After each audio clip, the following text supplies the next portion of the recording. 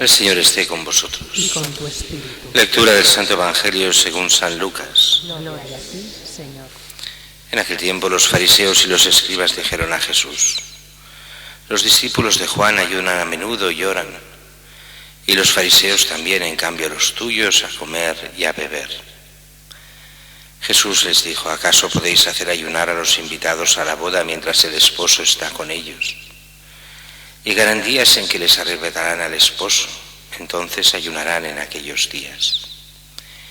Y les dijo también una parábola: nadie recorta una pieza de un manto nuevo para ponérsela a un manto viejo, porque si lo hace el nuevo se rompe y el viejo no le cuadra la pieza del nuevo. Nadie echa vino nuevo en odres viejos, porque si lo hace el vino nuevo reventará los odres y se derramará, y los odres se estropearán.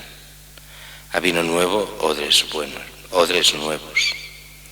Nadie que cate vino añejo quiere del nuevo, pues dirá: el añejo es mejor. Palabra del Señor. Gloria a ti, Señor Jesús.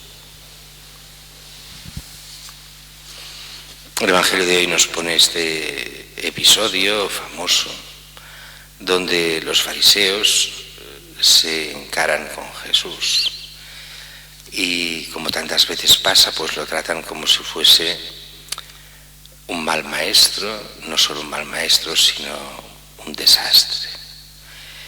Los discípulos de Juan ayunan a menudo y oran, y los de los fariseos también. En cambio los tuyos a comer y a beber. Pues si así son de los discípulos, ¿cómo será el maestro? Claro, aquí el problema de fondo es no entender nada de lo que hace Jesús, ni entender nada de la fe y la religiosidad.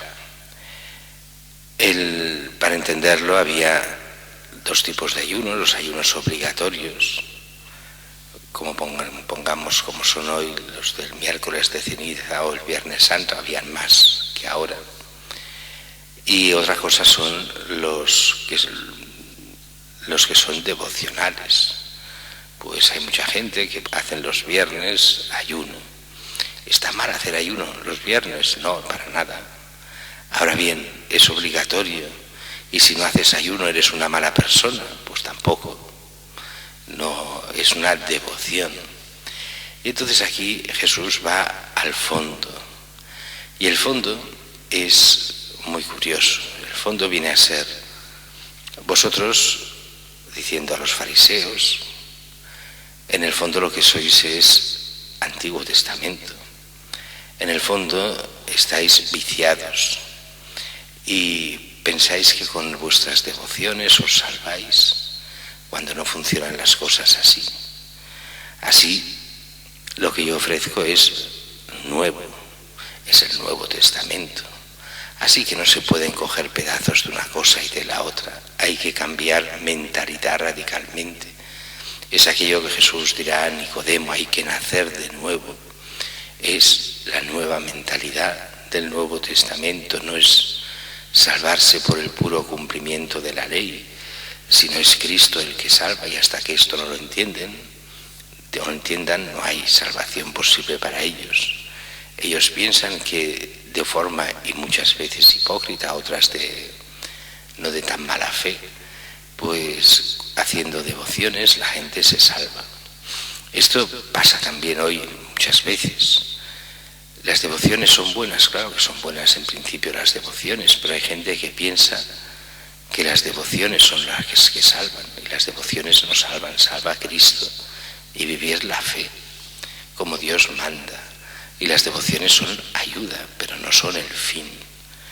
Y así hay gente que es capaz de ir a otros cristianos unos contra otros, diciendo: bueno, es que si tú no rezas esta devoción, si no rezas el rosario o la coronilla de la Divina Misericordia, o no haces los primeros viernes o los no sé qué, no te salvas. Y eres mala persona si no lo haces, porque la única forma es esta, y la dijo no sé quién.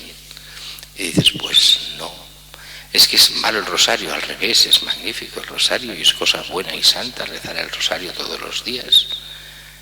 Pero el rosario es una ayuda a la salvación, pero no es la salvación. La salvación es Cristo. seguirle a Él, seguir los mandamientos de Cristo, ser discípulo de Cristo, o cualquier otra devoción, sin llegar a esos límites de mucha gente que ya ha perdido todo el sentido y que es capaz de tener una gran devoción a una virgen, la que sea, y no creer en Cristo. Y esto será gente que es muy devota a una tradición concreta, pero sin contenido religioso, y pensar que con eso cumple ante Dios, aunque no cree en Dios, de hecho. Y eso, por desgracia, hoy pasa en bastante gente que ha recibido algunas tradiciones de los padres sin recibir la fe de los padres. Si es que los padres tenían fe en esos casos, o eran también ellos lo habían mal recibido de sus propios padres. Para nosotros el texto es claro, con esta parábola del manto nuevo para el manto viejo. Cristo es todo nuevo. Claro que es la perfección del Antiguo Testamento, pero no se le puede analizar solo desde el Antiguo Testamento, sino desde la novedad auténtica que es que Dios se ha hecho hombre en Cristo, que Él es la palabra de Dios, que a Él solo debemos render culto y que siguiéndole a Él se nos abren las puertas de la vida eterna.